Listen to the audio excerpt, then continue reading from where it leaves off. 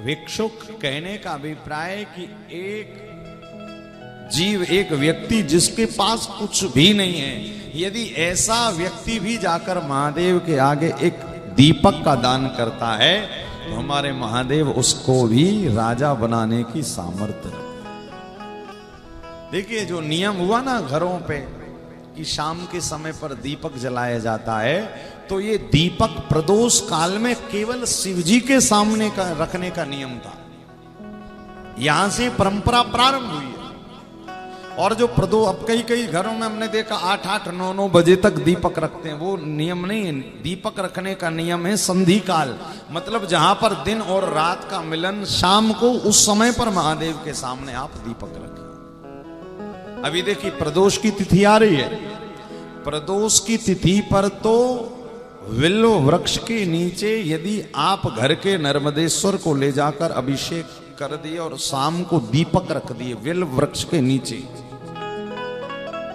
महादेव अति अति अति प्रसन्न हो जाते हैं। क्योंकि प्रदोष के दिन विल्व वृक्ष के पास में भगवान गौरी शंकर साक्षात विराजमान रहते हैं। जैसे शनिवार को पीपल के पास लक्ष्मी नारायण बैठते हैं, पता है ना आपको?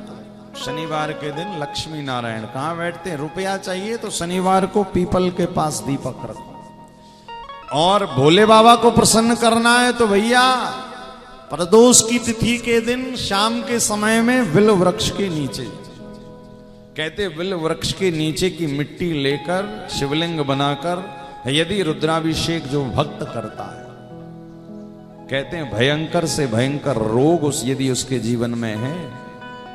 एक रोग होता है, आपने देखा शरीर पे सफेद दाग पड़ जाते हैं, वो असाध्य बीमारी है। किंतु लिखा है यदि व्यक्ति नियम से साल की सारी प्रदोष की तिथियों का पारायण करता है, विल्व वृक्ष के नीचे जाकर भगवान शिव का अभिषेक करता है और शाम के समय में दीपक लगाता है और विल्व वृक्ष के नीचे की मिट्टी को शरीर पर धारण करता है, धीरे धीरे धीरे उसको इस रोग से मुक्ति मिल जाती। भैया ऐसी कारण हमारे महादेव को वैद्य भी कहा गया है। ये बहुत बड़े डॉक्टर भी हैं, पता है आपको? हमारे भोले बाबा के जैसा कोई डॉक्टर नहीं है, कोई वैद्य नहीं है। ये सारी बीमारियों के स्पेशलिस्ट हैं।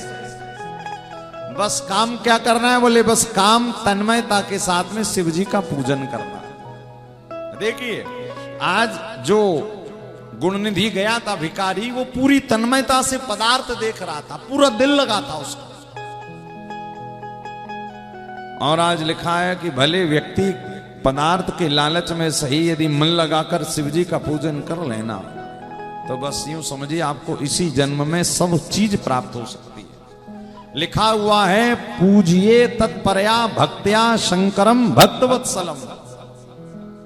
क्या भगवान इतने भक्तवत्सल हैं कि भक्त यदि शिव शब्द का शा भी कह देता है और महादेव उसके पीछे पीछे आकर खड़े हो जाते हैं। तो आज भगवान ने उस भिखारी जो भिक्षुक था ना, गुणनिधि, उसको वरदान दिया। क्या?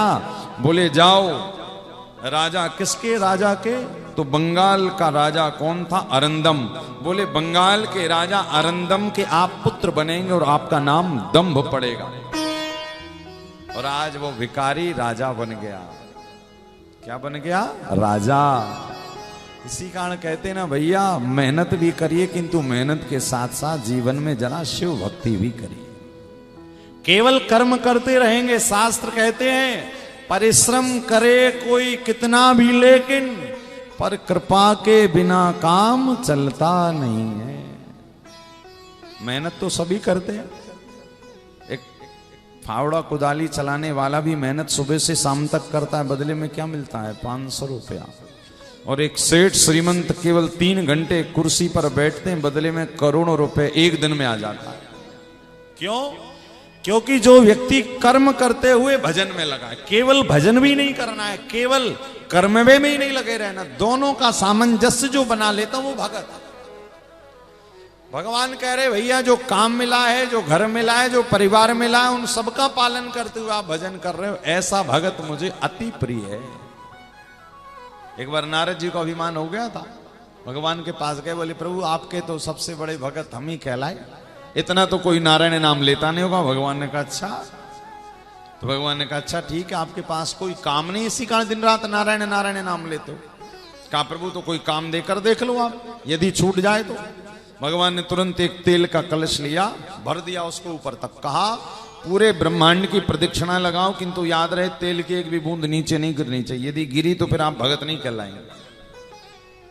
नारद जी ने कहा अच्छा, वीणा छूट गई, काम मिला, वीणा छूट गई, कलश हाथ में आ गया। अभी तक नारायण नारायण जप रहे थे, अब जपने लगे तेल की बूंद ना गिरे, तेल की बूंद ना गिरे, नारायण नाम भूल गए। और पूरी एक परिक्रमा करके आए, बोले प्रभु देख लो यदि एक भी बूंद गिरी हो तो। भगवान ने कहा वो सब छोड़ो, ये बताओ इतनी देर में नारायण नाम कितने बार लिया? बोले वो तो एक भी बार नहीं लिया। तो फिर कहा काहे के भगत